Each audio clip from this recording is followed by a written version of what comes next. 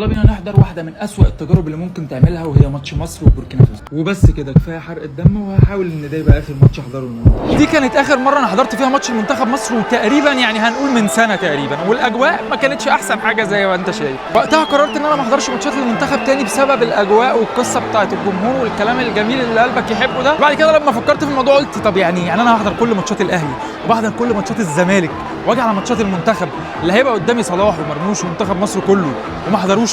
فبصراحه قلت ايه، فعشان كده يلا بينا نحضر ماتش منتخب مصر وسيراليون في تصفيات كاس العالم. جمهور المنتخب اللي موجود النهارده في الماتش تقريبا الثالثه يمين كلها مليانه، وبعد كده الناحيه الثانيه في الثالثه شمال برضو فيها جزء كبير. الغريبه بقى ان في جمهور لسيراليون فوق هنا وبيشجعوا كمان. الاول لمنتخب مصر زيزو، والاستاد كله زيزو زيزو زيزو.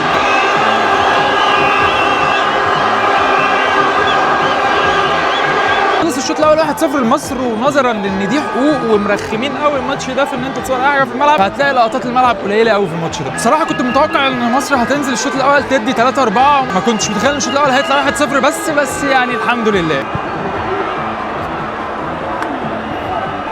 يعني هو احنا في الدقيقه 57 بنخرج مصطفى محمد وبننزل حمدي فتحي، فانا ما اعرفش هو احنا خايفين للدرجه دي من سيراليون؟ يعني احنا كسبانين 1-0 وبنطلع مصطفى محمد وبننزل حمدي فتحي.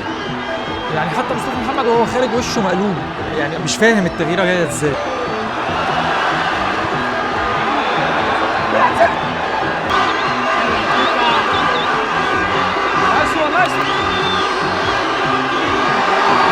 يعني الشناوي عمال بيكلم نفسه عشان مفيش حاجه بتجيله من اول الماتش.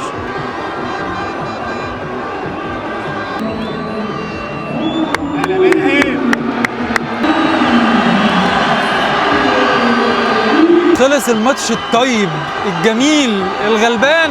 الحاجه الحلوه بقى اللي تخليك يعني تحس انك مبسوط في الماتش ده، انك بعد الماتش تلاقي لعيبه سيراليون كلها ملمومه حوالين صلاح وبيتصوروا معاه. يعني تخيل ان المنافس بتاعك بيتصور معاك.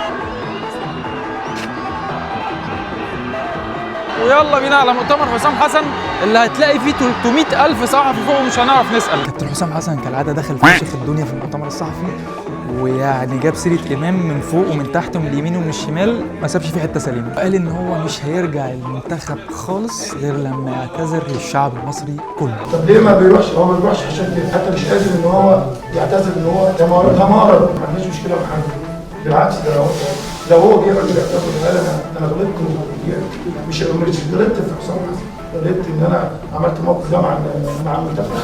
الراجل فعلا يعني يجي ويعرف على مستوى، هيجي مستواه، مش بيجي في كلمتين.